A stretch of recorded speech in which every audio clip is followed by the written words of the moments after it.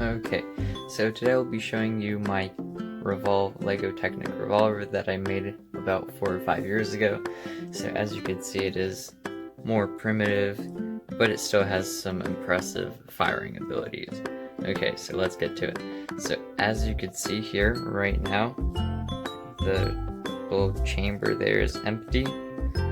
There are no bullets in here, so that is completely empty. So I'm going to load the little cylinder with our tiny bullets, and these bullets are the Lego Technic 3 axle and just a little flat stop. So you can load these Lego Technic 3 axles right in, and then just to move this remotely, you can just turn this little gear here, and you can see that as I turn the gear, the cylinder itself turns, and this is because I made this little axle here, this little shaft, that when I turn it here, the rubber band that is attached to the cylinder moves the whole cylinder itself. So it's just a more convenient way of loading.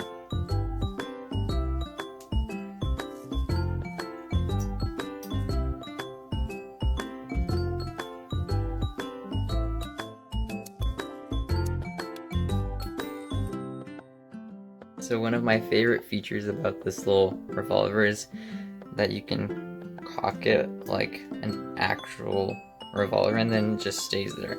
Unfortunately, I didn't develop any trigger system back then, but just flipping this up was still pretty effective.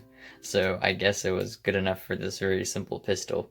And I bet you could make one you're on your own just by looking at it, because it is a pretty simple build. So if you can't, let me know in the comments below and I will try to make a tutorial video, but it shouldn't be that long. So as you can see, I tried to make this cylinder be able to pop out, but unfortunately I did not succeed because I can't speed load or anything. So I would have to fully take it off, but then that just would ruin the whole spirit of the revolver. So there's no move to the side quick load. But the pistol itself is still pretty nice. You can hold it in one hand, and it does shoot pretty accurately. So don't know how much you're gonna see, but that was a 9. So I'm going to shoot it one more time and see if we can get a 10. Okay. And 3, 2, 1. Okay. But the point is, it shoots pretty accurately for such a little small pistol that actually doesn't use any barrel system. So as you could probably figure out by now, when this little bullet releases, it just flies out like that. This barrel is here just for decoration, but it does make the pistol look slightly better. And one of my favorite features is that you could set it down like an actual little revolver. So most revolvers, you could set down like that, and then they look so nicely when you display them, but unfortunately this one maybe doesn't flash with reality and realism to its replica, but it definitely does deliver quite an accurate and hefty shot for its size. So I will try to do a range test for you guys, but accuracy wise, as you guys saw, it is pretty accurate, but it's still such a little nice pistol.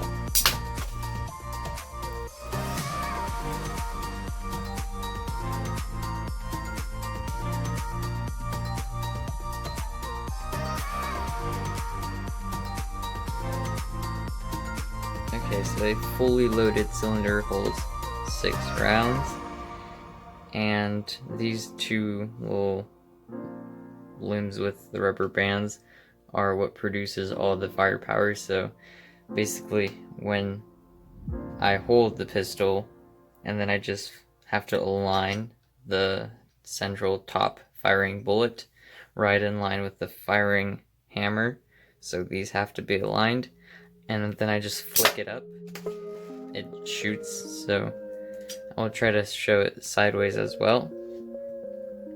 So after you align, so you have to align the bullet, and then when you flip it up, it just pulls, and then this shoots it out. So that's just the little clever mechanism that I made for this. And as you can see, it can use weaker rubber bands if you want to, but I mean, who wants to shoot weaker if you can shoot stronger? So as you can see, that is noticeably weaker, but that is also an option. Okay, so attempt to do a range test for you guys, and I know you can't see anything, so just look at the target. As you can see, this is around 2 meters, and it has completely no issue getting it to the other side of the target. One final drawback that I realized that I have with this pistol doing the range test is that if you run around with it and you hold it down, the bullet's going to fall out. That's pretty unfortunate. I mean, the rest of the bullets are actually caught by these little beams here. It's a 3-long Technic beam, so it catches the rest of them so they can't leave, because as you can see, the whole thing, like 1/3 of it's covered, so that's good. Only the top one that is meant to be struck is the one that can actually move freely, because it's the one that's supposed to get shot. But that's the one drawback, besides how it maybe looks, is what I could find with this pistol. Okay, thank you guys for watching my video. Again, comment below if you want to get the instructions to this little handy revolver.